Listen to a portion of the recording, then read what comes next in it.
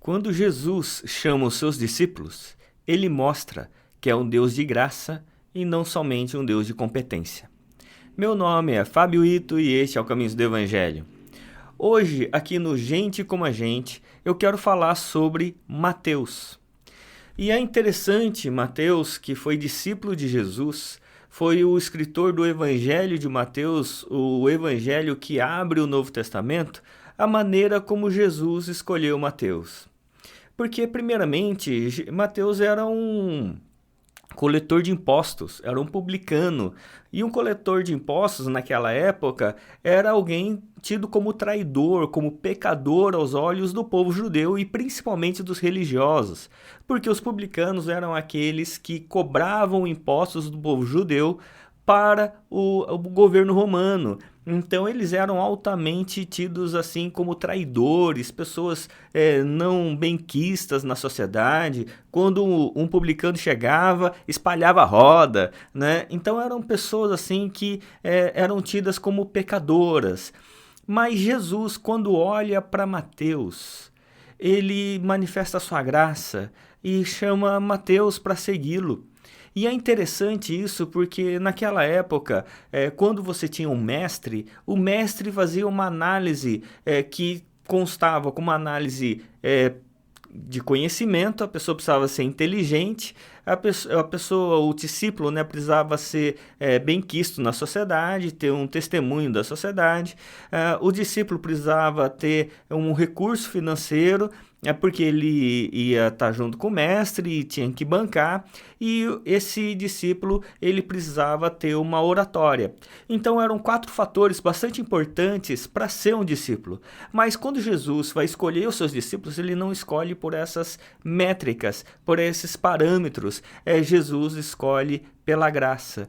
Então é interessante isso, e isso está relatado, por exemplo, no Evangelho de Lucas, no capítulo 5, e vai causar uma estranheza com os fariseus, os publicanos, inclusive porque Jesus vai comer na casa de Mateus, que era Levi, né? Era chamado de Levi.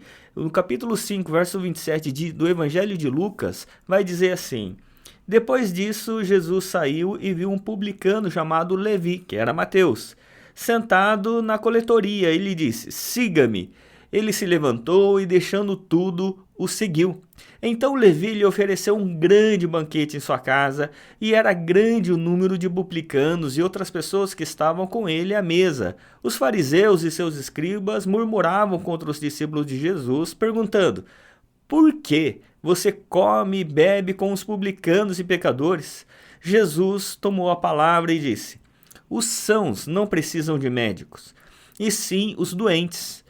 Não vim chamar justos, e sim pecadores ao arrependimento. Olha que incrível!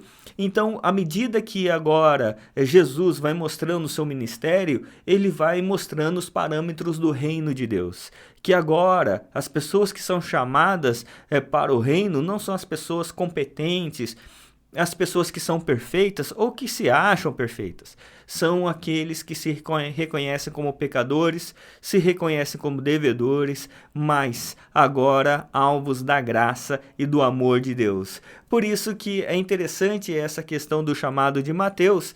E uma outra questão é que Mateus vai ser um homem extremamente importante na revelação bíblica.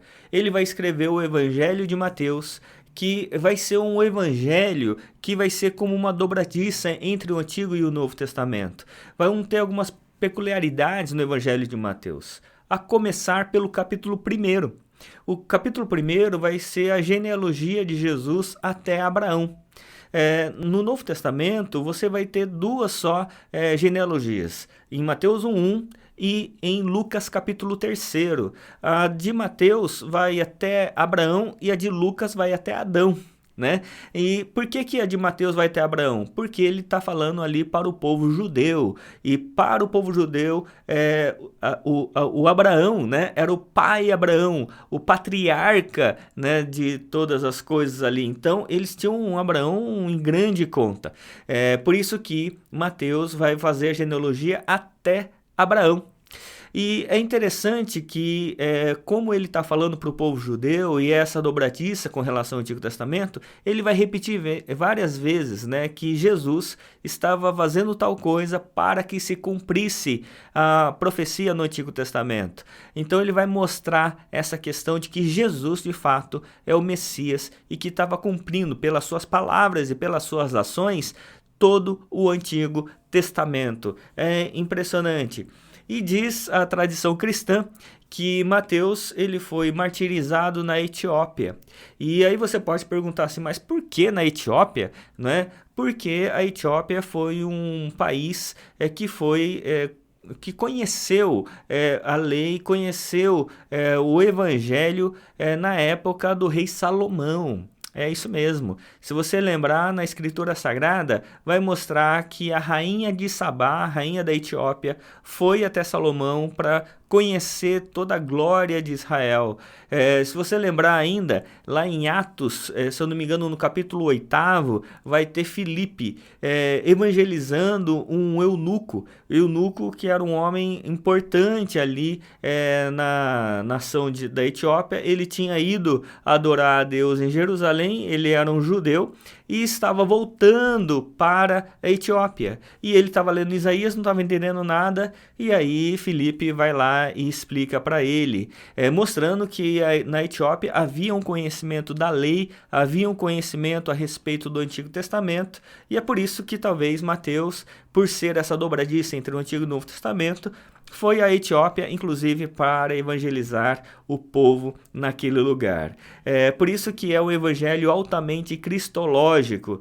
E Mateus, a última questão é que ele começa com Cristo no capítulo 1 de Mateus e termina com Cristo nos últimos versos, mostrando ali que Cristo não é só aquele que veio, mas aquele que permanece. Porque Mateus 28, versos 18 a 20, vai dizer: Ide, portanto, fazei discípulos de todas as nações, batizando-os em nome do Pai, do Filho e do Espírito Santo, ensinando-os a guardar todas as coisas que vos tenho ensinado, e eis que estarei convosco até a consumação dos séculos. E dessa forma fecha o Evangelho de Mateus. Mateus era um pecador que foi redimido pelo Senhor. Por isso Mateus era gente como a gente. Homens e mulheres falhos, mas que a graça de Deus sempre nos restaura. Que Deus assim o abençoe, em nome de Jesus. Amém.